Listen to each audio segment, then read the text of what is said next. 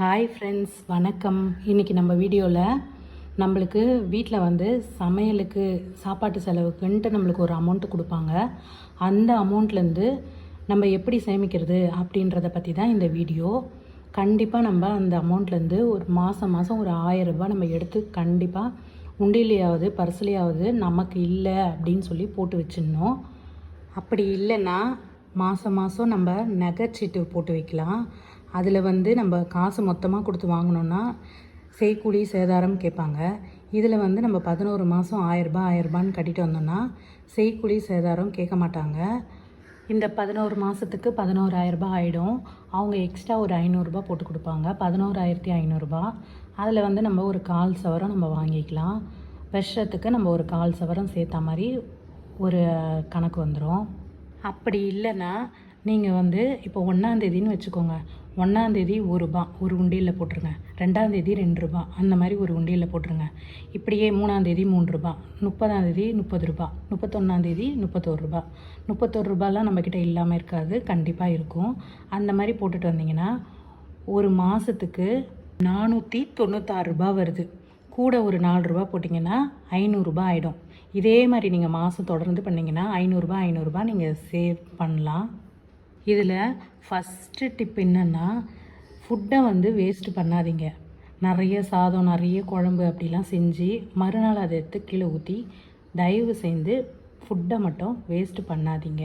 அதே மாதிரி மளிகை சாமான் நம்ம வாங்க போகிறதுக்கு முன்னாடி வீட்டில் என்னென்ன பொருள் இருக்குது, எது தேவை, முக்கியமாக எது தேவையோ அதை மட்டும் நம்ம எழுதி வச்சுக்கிட்டு அதை மட்டும் போய் நீங்கள் வாங்குங்க.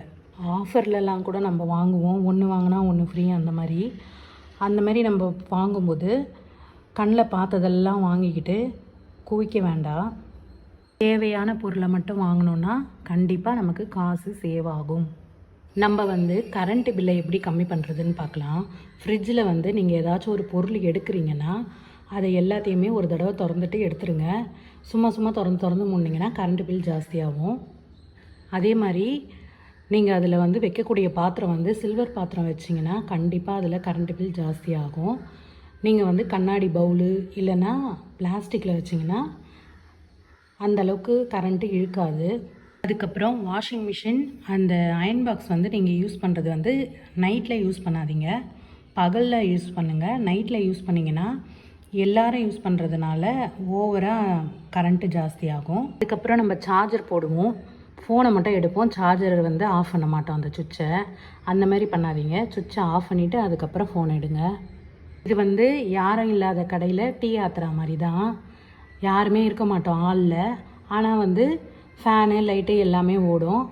ரூம்லேயும் யாரும் இருக்க மாட்டோம், வெளியே வந்துடுவோம். அப்பயும் ஃபேனு லைட்டை அப்படியே போட்டு விட்டு வந்துடுவோம்.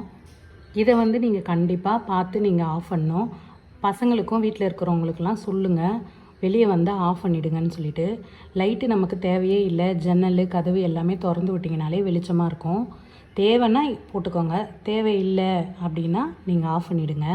அதுக்கப்புறம் வீடு துடைக்கிறதுக்கு வந்து நீங்கள் கொஞ்சோண்டு ஒரு சொட்டளவு அந்த 1 ரூபா ஷாம்பு வாங்கி போட்டுட்டு தண்ணி பாதி அளவு பிடிச்சிட்டு நீங்கள் வீடு துடைங்க. ஜன்னல் துடைக்கிறதுக்கு, சமையல் கட்டு மேடை துடைக்கிறதுக்கெலாம் யூஸ் பண்ணிங்கன்னா பளிச்சுன்னு இருக்கும். தரை துடைச்சா வழுக்குமே அப்படின்னு நினைக்காதீங்க, வழுக்காது. நல்லா ஷைனிங்காக சூப்பராக இருக்கும். ஏன்னா நம்ம ஒரு சொட்டு தான் விடுறோம், அந்த அளவுக்குலாம் வழுக்காது. இப்படி பண்ணுறது மூலமாக உங்களுக்கு அந்த லைசால் வாங்குறது, அந்த லிக்விட் வாங்குகிற செலவுலாம் கம்மியாகும்.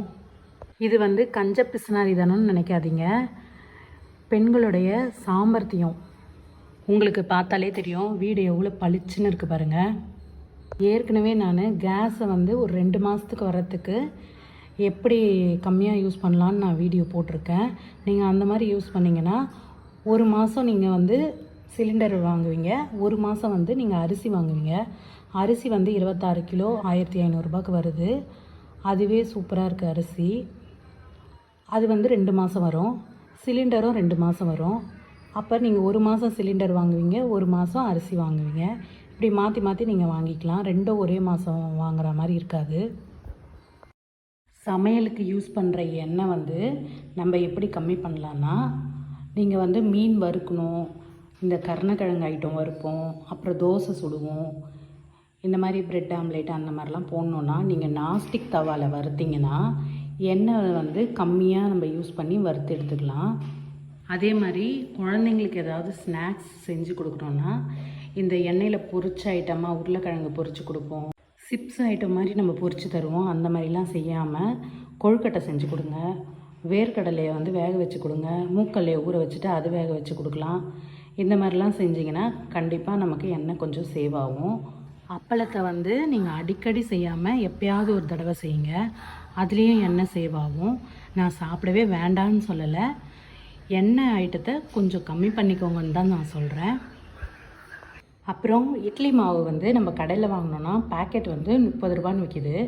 அது நம்ம ஒரு வேலைக்கு இல்லைன்னா ஒரு 2 வேலைக்கு நம்ம யூஸ் பண்ணிக்கலாம். அதையே வந்து நீங்கள் அந்த 30 ரூபாய்க்கு உளுந்து வாங்கிட்டு அந்த அரிசி, பச்சரிசி, புழுங்கலரிசி எல்லாமே ரேஷனில் ஃப்ரீயாக தான் தராங்க. அதை நீங்கள் ஊற வச்சு செஞ்சிங்கன்னா நீங்கள் வந்து ஒரு 4 வேலைக்காக வச்சுக்கலாம் இட்லி மாவை. அதுவும் நமக்கு சேவ் ஆகும். கோதுமையும் பேக்கெட்டில் கோதுமை வாங்கினீங்கன்னா விலை ஜாஸ்தியாக தான் இருக்கும். அது ரொம்ப நாள் இருக்கணும்னு சொல்லி அவங்க ஏதோ கெமிக்கல்லாம் கூட சேர்க்க வாய்ப்பு இருக்குது.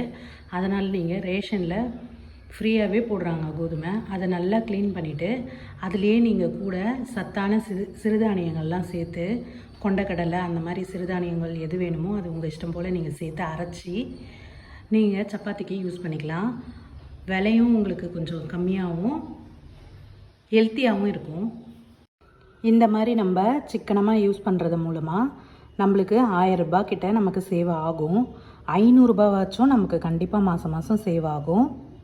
இந்த வீடியோ உங்களுக்கு பிடிச்சிருந்தால் லைக் பண்ணுங்கள், ஷேர் பண்ணுங்கள். இடிச்ச மிளகு சேனலை சப்ஸ்கிரைப் பண்ணுங்கள் ஃப்ரெண்ட்ஸ்.